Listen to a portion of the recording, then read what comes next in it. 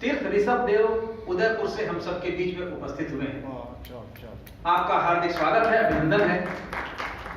विगत दिनों कहा जाए सन 2019 में जैन कवि संगम का राष्ट्रीय स्तर पर गठन किया गया। गठन की प्रक्रिया में कितनी बाधाएं आई और उन बाधाओं को दूर कर, उन बाधाओं पर विजय प्राप्त कर किस प्रकार आदरणीय नरेंद्र पाल जी जैन ने जैन कवि संगम का गठन किया और प्रत्येक प्रांत में धीरे धीरे जैन कवि संगम की शाखाओं का गठन हो रहा है। अपने उद्बोधन में आदरणीय नरेंद्र पाल जी सारी बातों को आप सबके बीच में रखेंगे। आज का यह कार्यक्रम 4 मुख्य आधार स्तंभों पर आधारित है। शपथ ग्रहण, जैन कवि संगम के नवनियुक्त पदाधिकारियों का शपथ ग्रहण होगा, कवियों का काव्य पाठ होगा, पुस्तक विमोचन और उसके बाद में विभिन्न क्षेत्रों में उत्कृष्ट कार्य करने वाली संस्थाओं का आज यहां पर सम्मान होगा, वर्धमान समाज रत्न सम्मान से। मैं आप सबकी इजाजत, आप सबकी सहमति से आज के इस कार्यक्रम के मंच को सुशोभित करना चाहता हूं।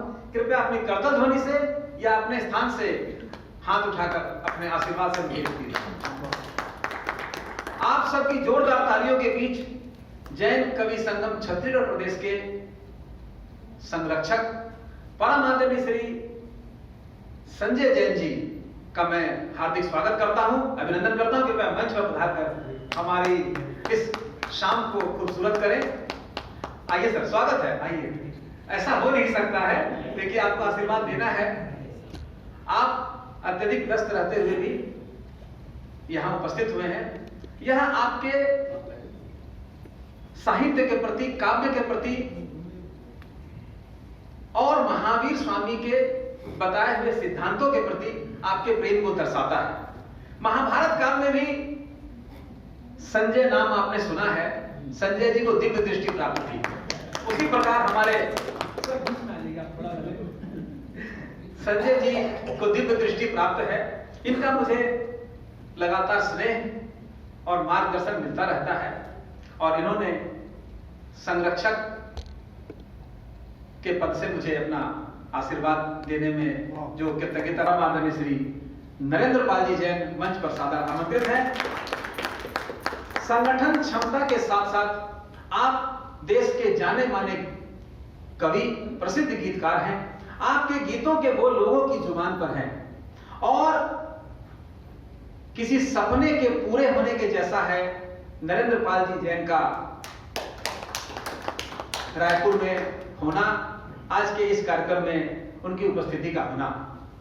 आपका सर जोरदार स्वागत है, हार्दिक अभिनंदन है। एक बार पुनः जोरदार तालियों से आप उनका स्वागत करें। हमारे बीच में जैन कवि संगम के मार्गदर्शक परम आदरणीय श्री कैलाश राणा जी उपस्थित हैं।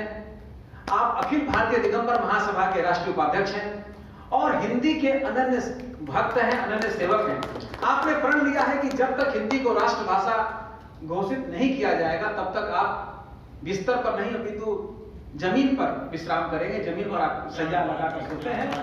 आदरणीय श्री कैलाश राणा जी का हार्दिक स्वागत है, अभिनंदन है। श्री धीरज मुनत जी अगर पहुंचे हो तो कृपया मंच पर अपना स्थान ग्रहण करेंगे। अतिथियों का आना क्रमशः जारी रहेगा। जैसे जैसे हमारे अतिथिगण आएंगे हमारे मंच की शोभा में वृद्धि होगी।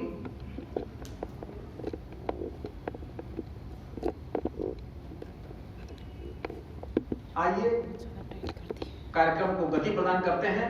जब अतिथियों से हमारा मंच सुशोभित हो जाएगा पूरी तरह से, तब हम विधिवत मां सरस्वती और महावीर स्वामी की आराधना कर कार्यक्रम का शुभारंभ करेंगे।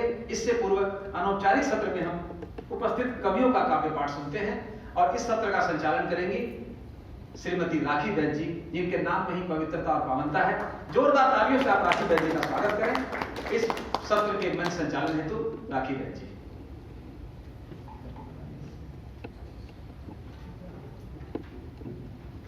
शब्द सृजन की करूं याचना, हे शिक्षक कल्याण करो। मैं कच्ची मिट्टी हूं गुरुवर, मेरा नव निर्माण करो। वाह वाह वाह। मैं कुछ बनने को आतुर हूँ, मुझ पर कर दो एक दया, स्नेहिल जल से मुझे भिगोकर दो मुझको आकार नया। श्रम के तप से मुझे पकाकर, श्रम के तप से मुझे पकाकर घट का नव निर्माण करो। मैं कच्ची मिट्टी हूँ गुरुवर, मेरा नव निर्माण करो। शुरुआत करते हैं। तो सर्वप्रथम मैं बुलाना चाहूंगी रश्मि जी सेठिया गारा जी को। रश्मि सेठिया राशि जी को। अच्छा,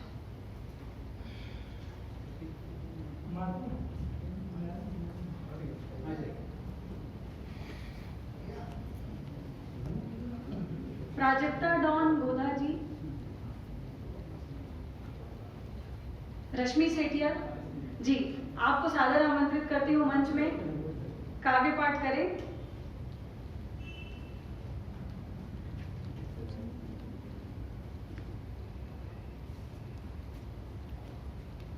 छोटे छोटे वीडियो बनाना है ना, और फोटोग्राफर अभी पहुंचे नहीं तो फोटो थोड़ा आलिम भाई साहब आप कर दें।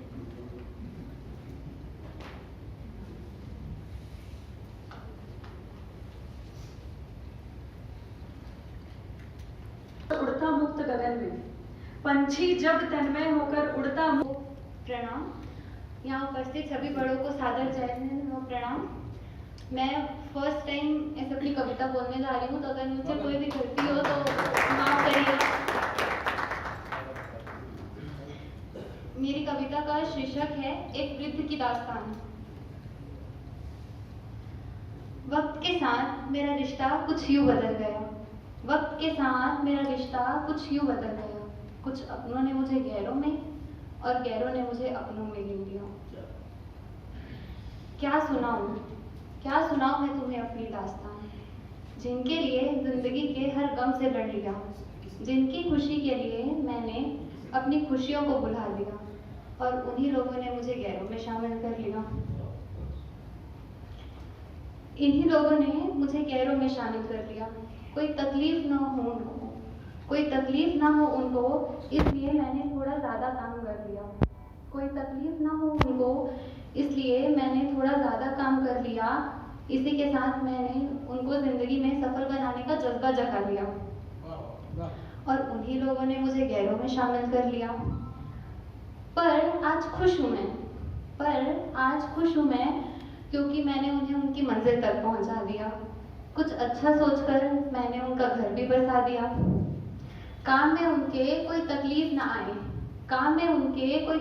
ना आए, इसलिए खुद के लिए जमा की पूंजी को भी उन पर लुटा दिया, और उन्हीं लोगों ने मुझे गैरों में शामिल कर लिया।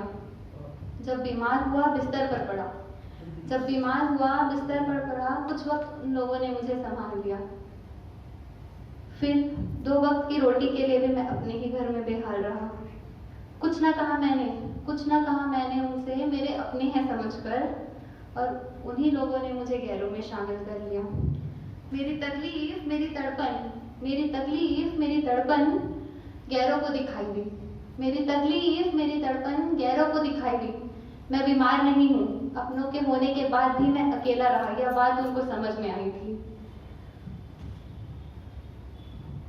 अपनों के होते हुए भी ना जाने क्यों मैंने तन्हाई पाई थी।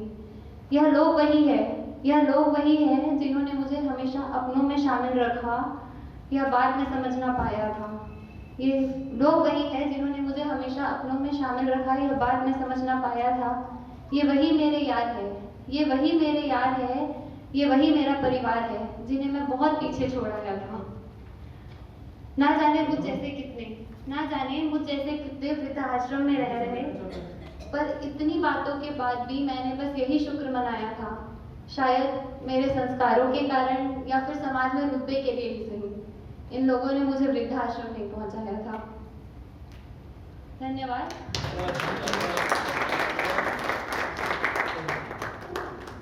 मतलब मेरे को नहीं पता मैं क्यों लिखी, बट मैं जब वृद्धाश्रम विजिट करती हूँ, लोगों को देखती हूँ, या फिर अपने ही बहुत सारे घरों में दोस्तों के घर जाते हैं, तो वहाँ जो सिचुएशन देखती हूँ, उसको देख के मैंने ये लिखा कि भले माँ बाप घर पे रहते हैं, बट उनको वृद्धाश्रम जैसा ही ट्रीट किया जाता है।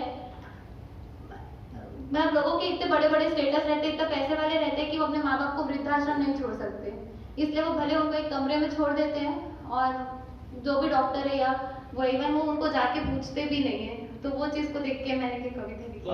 धन्यवाद। अच्छा लिखा है।